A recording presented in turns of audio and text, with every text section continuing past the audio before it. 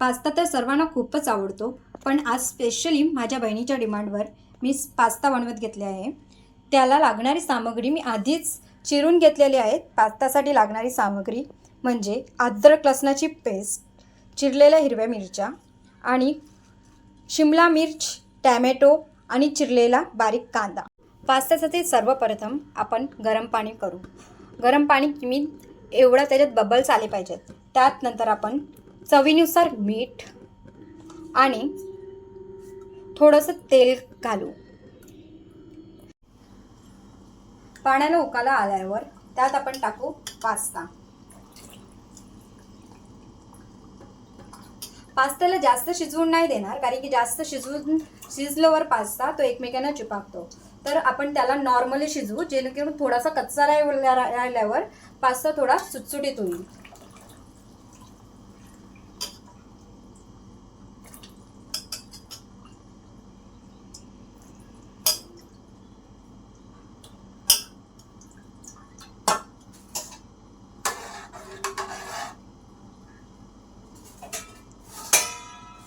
पास्त्याला आधी आपण शिजवून घेऊ. तर तुम्ही आता बघू शकता आपला पास्ता शिजलेला आहे. शिजलेला पास्ता आपण काढून घेऊया.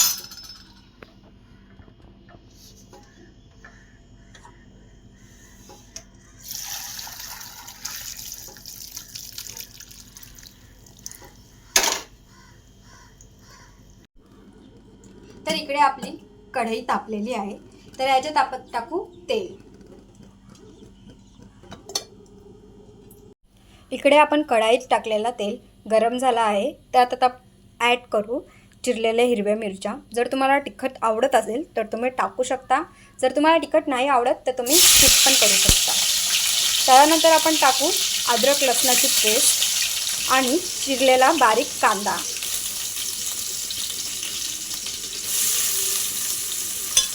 कांदा हा तुम्हाला ब्राऊन होईपर्यंत शिजवायचा आहे.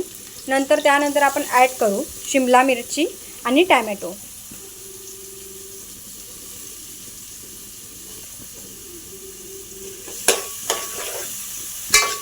कांदा आपण परतून घेऊया.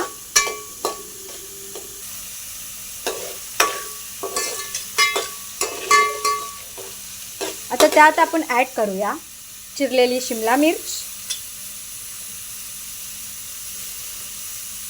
आणि बारीक चिरलेला टॅमॅटो. इथे मला जे आवडतात आणि माझ्या बहिणीला जे आवडते तेच व्हेजिटेबल घेतलेले आहे. तुम्ही तुमच्या आवडीनुसार व्हेजिटेबल टाकू शकता.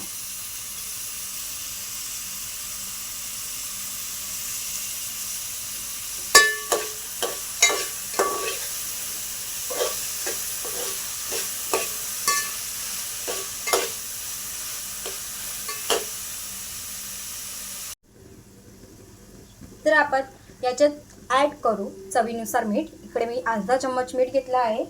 तर तुम्ही तुमच्या चवीनुसार टाकू शकता. आणि त्याला नीट व्यवस्थित परतून घेऊया.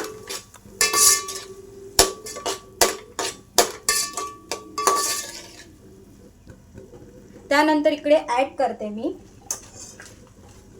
Pasta sauce.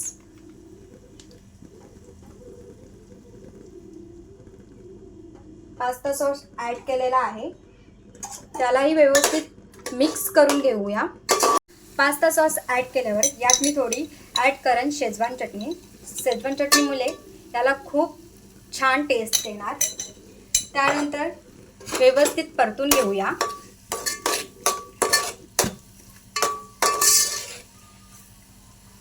त्यानंतर याच्यात आपण ॲड करू आपण बॉईल केलेला पास्ता.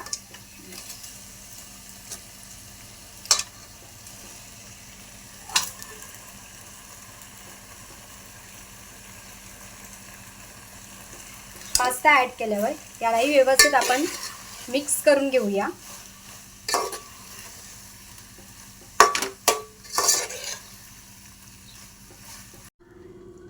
तर इकडे आपला पास्ता व्यवस्थित शिजलेला आहे, मस्त तयार झालेला आहे. त्यात आपण थोडी चीज घालूया.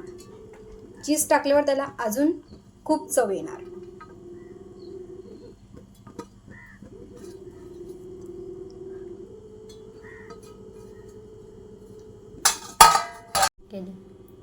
तर तुम्ही इकडे पाहू शकता आपली चीज व्यवस्थित मेल्ट झालेली आहे. मस्त चिजी पास्ता असा तयार झालेला आहे. यात थोडे आपण ऑर्गॅनो टाकूया जेणेकरून अधिक चव वाढेल. ऑर्गॅनो टाकल्यावर आपण हा पास्ता गरमागरम सर्व करूया.